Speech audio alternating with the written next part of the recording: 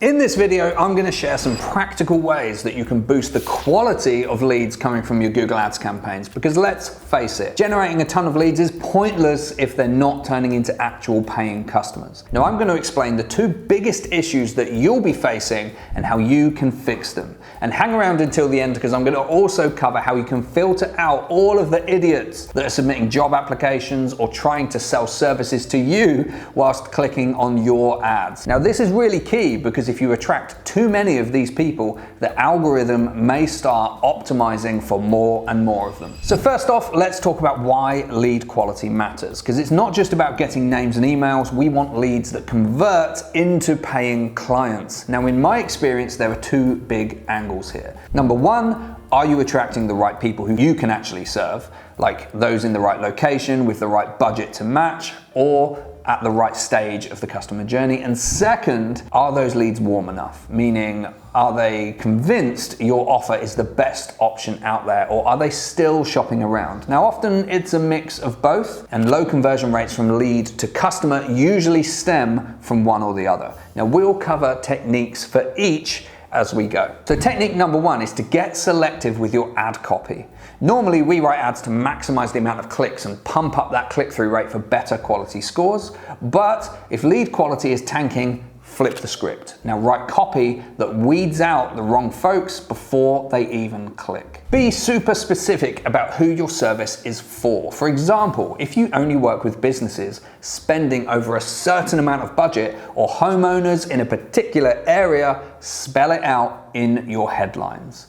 In responsive search ads, pin a headline like, "For businesses with $5,000 a month monthly ad budgets." So it always shows. Now, that way, mismatches think, "Not for me," and they skip clicking, saving you money on junk leads and allowing the algorithm to optimize for your ideal target client. Now, this is great if your issue is attracting the wrong crowd, like budget mismatches or location problems. Now, I've seen this cut down irrelevant clicks by 20 to 30% in our client campaigns. Quick plug before we move on: if you're tired of managing your Google Ads yourself, or you're not getting the results that you want, my team at Lilac James, we can handle it all for you, from setup to optimization. We've scaled campaigns for all sorts of businesses and can likely get you a better return on investment. There's a link in the description to book a free call with me. No pressure, just chat to see if we're a good fit. So number two is to set up offline conversion tracking. This one is a game changer, and I'll link a video below where I'll show exactly how I implement it step by step.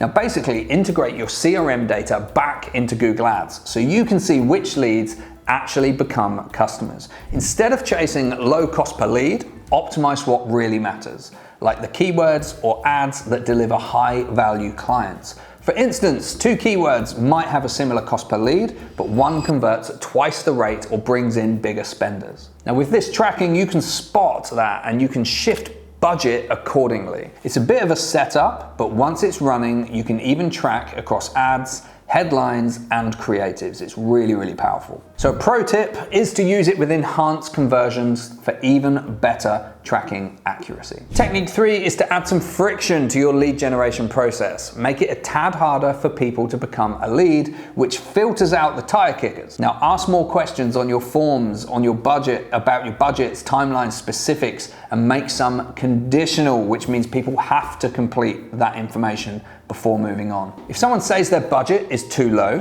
you can redirect them to a free resource like a guide or a video rather than letting them submit. Or switch from simple contact forms to calendar bookings, like we do at our agency. Prospects fill out our qualifying checklist first, then they can book in for a call if they're a good match. This process doesn't warm leads up more, but it does ensure that only the serious ones get through, which boosts your show up rates and saves your sales team some time. You'll see fewer leads overall, but way higher conversion rates. Now, I've had clients go from 10% to 30% leads to sale just by doing this. Another tool that I recommend for tracking all this properly is something like Hyros. It's attribution attribution software that ties ad performance to real sales across platforms, including Google and organic SEO. Now, I use it myself to see exactly where our bookings come from. And if you're running multi-channel stuff, it stops you flying blind. Now, number 4 is to assign values to your conversions. Now, not every lead is created equal. Some services or client types are worth more to your business.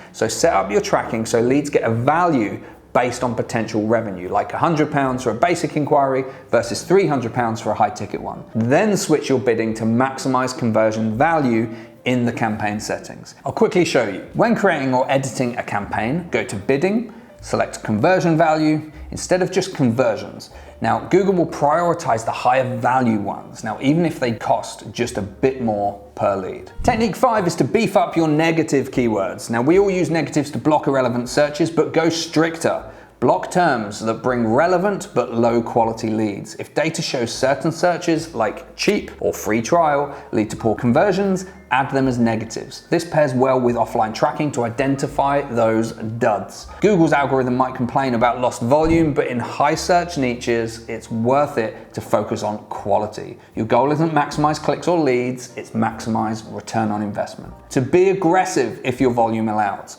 I've tightened lists for clients and seen lead quality jump without tanking traffic volume too much. And then finally, number 6, build and nurture warm audiences over time. Google advertisers often go just for full direct response. Show your ad, get the lead now, but that's short-sighted. Take the time to invest in warming folks up with value first. Run remarketing campaigns to site visitors or video viewers, sharing tips via YouTube or email over months. That builds trust, making leads way hotter when they do actually convert. Think like webinars, free guides, or content series like my AI SEO playlist linked below. It's not a quick win, but long-term it transforms everything. I've built my agency leads this way. People watch my videos, implement tips, then book calls already sold on working with us. So one big bonus tip, many of you running B2B Google Ads will get lots of clicks from people just looking for jobs, particularly if you employ low-skilled people. Unfortunately, that's how it is.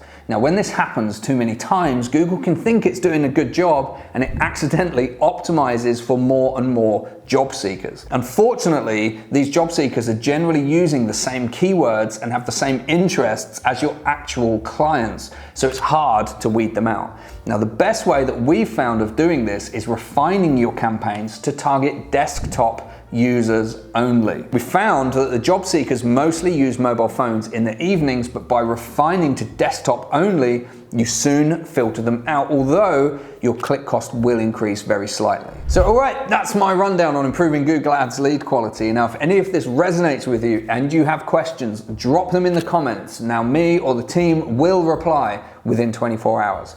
Don't forget to check the other videos on my channel for more tips on Google Ads, Meta Ads, SEO, and wider digital marketing strategy to really make your business sing, and we'll see you next time.